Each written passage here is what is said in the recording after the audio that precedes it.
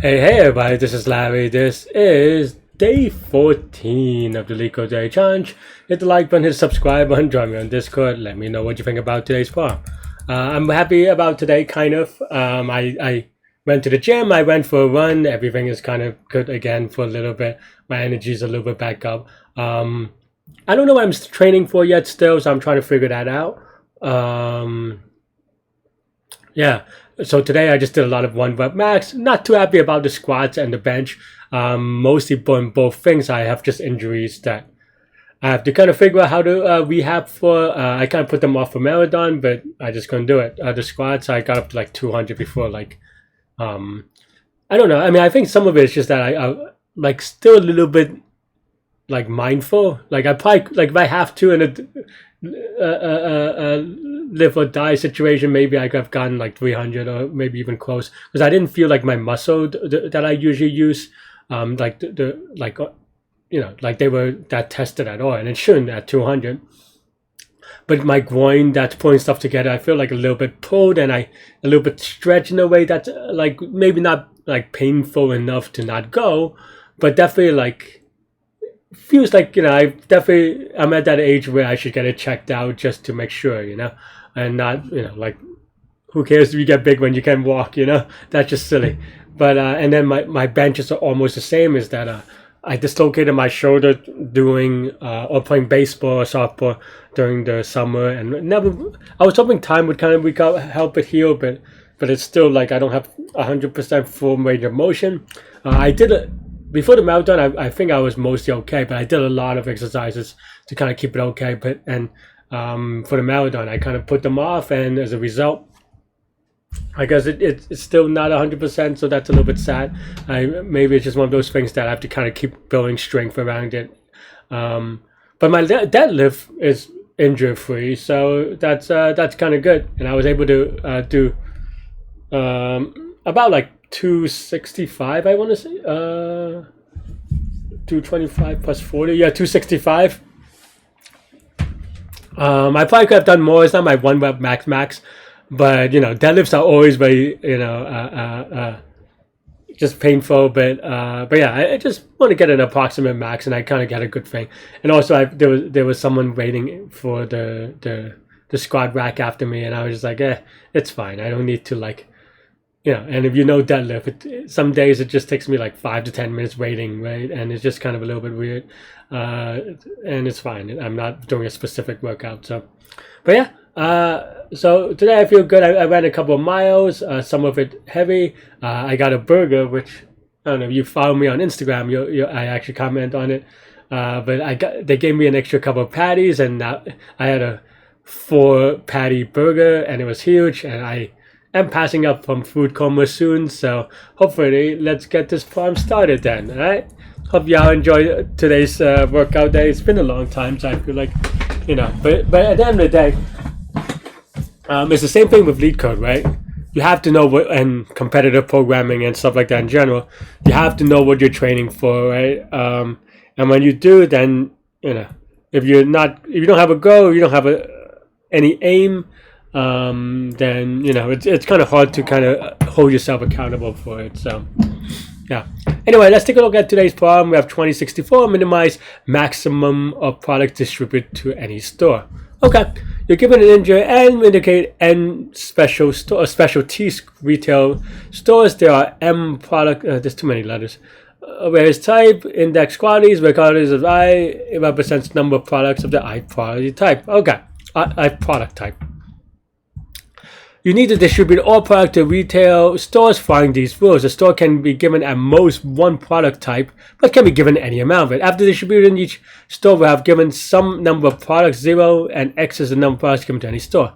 You want X to be as small as possible. You want to minimize the maximum number of products that are given at any store. Oh, so it's not. I'm not gonna lie. When I read products, I didn't mean like multiplication products. So I was waiting for it, but it didn't come up. It just, I guess, it's product. Return the minimum possible X. I don't know if I understand what they're asking yet, so let me take a look at the example, mostly because I'm a little bit sleepy, honestly. But okay, so there's 11 and 6 in the products, N is 6. Oh, N stores. Oh, okay, so you're trying to So for each quantity, you're trying to spread it out as evenly as possible. And yeah, right? Wait, no. Wait, no. The types are not. I'm trying to see if I understand this. Oh, a store can't have at most one product type. That's the part that for some reason I missed. So then you can't just like, because my idea was like, why can't you just sum it all up and divide it, right? And I knew that wasn't the thing because that would be just too simple. So that's why I was like getting a little confused.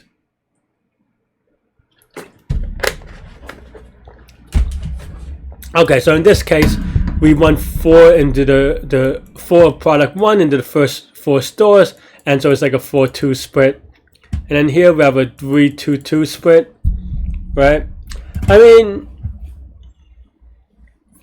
the one thing that, I mean, there are a number of things you can think about. I think the thing that, honestly, it's not, I don't know, it's not a very mathematically rigorous way maybe, but the way that I think about it is that, like, can I binary search? And I was like, can I? I think so. And that was good enough for me, honestly. That's kind of my thought process, right? And what you would binary search for is binary search for the answer, right? And what I mean by that is that, okay, well, you want to minimize the max, right? So that means that working backwards a little bit, let's say max is 5 or whatever, right? Just any number. Max is a number, then what can you do? Well, the greedy solution works, right? For if that you're given a max is 5, because, well, you just have to know if you can fit it in 6 stores or whatever it is, because then now you know that you'll give it 5 as much as possible to everyone and so forth, right? So that's really the idea behind it, and I think that's easy enough to kind of get started, right? So, well, so now we want to binary search on the max itself, minimizing it when given the chance, right? Yeah, and the way that I know that there are a lot of ways people think about binary search, and everyone, I don't know why everyone is so like, because every time I see it, I get a little bit sad, or I don't know, whatever. Because people always say that, like, oh, if you do it this one way, then you'll 100% understand it. But honestly, like, I don't know. I feel like if you don't teach at all, it's easy to think that way. But it's just that everyone thinks about things a little bit differently. And yeah, they can like memorize different patterns or whatever, but that's not about like, you know. So I think like these things, just be flexible. But I will explain the way that I do it, right? The reason that I always choose this is going to be the bounds for the answer, and the max that each product can be is only 10 to the 5th, because I highlighted the wrong one. Quantities can only be 10 to the 5th, so if you have 10 to the 5th or 100,000, like in this case, they ship it to the same store, you'll always be good, right? Like in the worst case. So here we can just type that out, but you can also even just generalize it with max quantities. And here the first thing that you have to kind of ask yourself is, do we want inclusive bounds or exclusive bounds, right? I always do inclusive bounds because it allows me to answer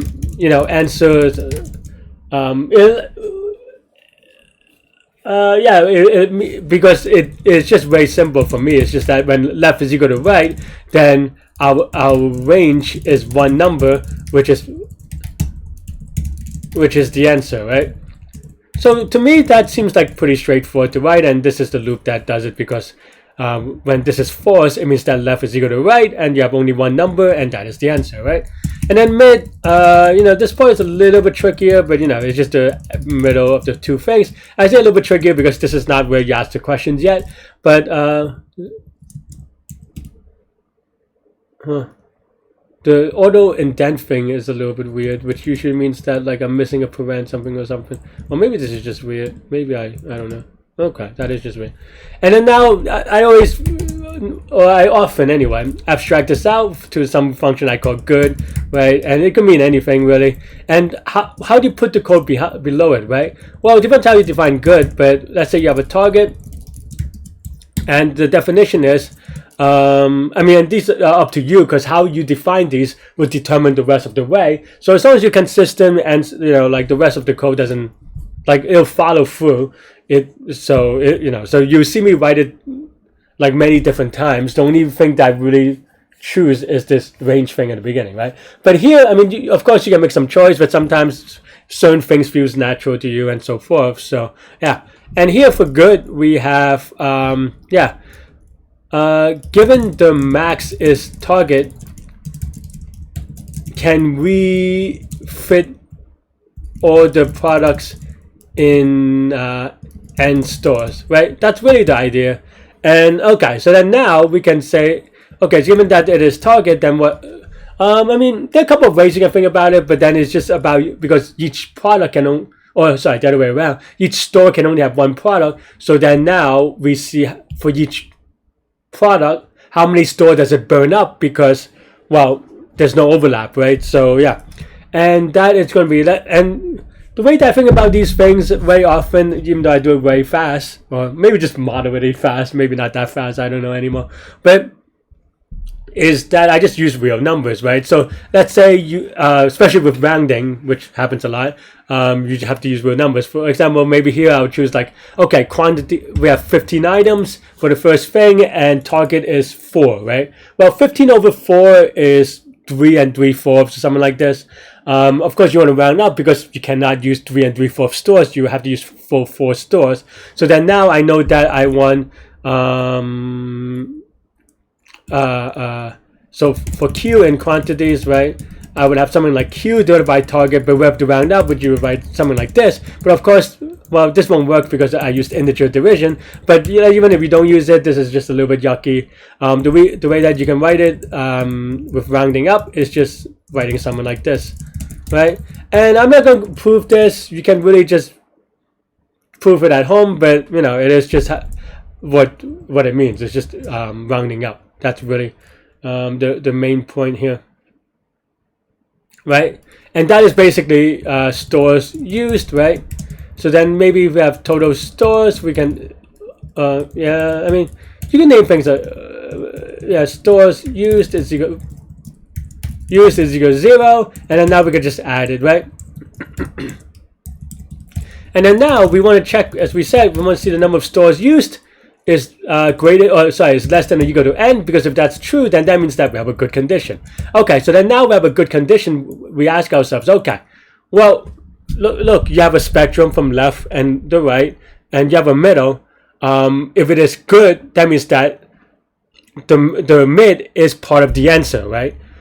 Now, for part of that answer, do we want to try something smaller or something bigger? Right? In this case, we want to minimize for this problem, so we want to try something smaller. So mid is part of the answer, and we want to try something smaller. How do we try something smaller? Well, you have a left-right bound. If you move the right bound to smaller, to mid, then that is going to be good, right? So basically, we want to minimize. So we just minimize by getting rid of the big one, because everything bigger than mid cannot be the answer, because mid is already a possible answer. And we want to minimize, so everything greater than mid is not minimizing, because you already know an answer better than that, right? So, okay. And then else, what happens? Well, if the mid is wrong, that means the answer has to be bigger, because everything smaller than mid, including mid, because we test mid specifically, everything smaller than mid and mid does not work. So this is how you get left is equal to mid plus 1, because you know, we want to try something bigger, and you know, and that's really the idea. And then here, when this while loop ends, if left is going to be equal to right, you have a range of one number, and so you can return left, or you can return right. It doesn't really matter, because left is equal to right, which is why I like it this way. I mean, yeah, like I said, it's just preference. I mean, now edge case, it should be okay. I mean, I don't think there's no like divided by 0 case, so I think this is okay. Hopefully, I'm not. Oh no, I saw the runtime error. Huh. Oh, what? Oh, I mean, I did the same thing probably last time. It's what I said. Left cannot be 0. I mean, I always write left is equal to 0, just kind of, I don't know, out of habit, honestly. But I really need to think about it a little bit more. I mean, I spent time to talk about the right, but left very often left could be 0 and it doesn't change the answer. But for this one, for this particular thing, 0 cannot be the answer because, well, your target cannot be 0. It's just, there's always an answer, right? I bet you I did the same thing last time. I mean, silliness. I bet. Larry from 3 years ago, did you make the same mistake? Yes, I did. Oh well. But yeah, it happens. Yeah. So what's the complexity here? Right? We go over Q every time. So this is going to be O of Q for this function. Here it is going to be O of B maybe, where B is the number of bits in the biggest number of quantity, and as a result this is going to be B log n, if you want to call it that, and keeping in mind that this is going up to 10 to the 5th. 10 to the 5th is what, 100,000. 100,000 is what, I don't know, like 18 or something, 17, whatever, right? Like, so that's something along that range is the max. So this loop is actually pretty cheap, so it's going to be 16 times n or something like this, give or take, right? And that's really it. That's all I have for this one. I don't know why. I mean, I know why, but I'm tired. I did 2 workouts and I ate a lot, so I am going to pass out. Thanks for watching. Stay good, stay healthy, to good mental health. I'll see y'all later and take care. Bye bye.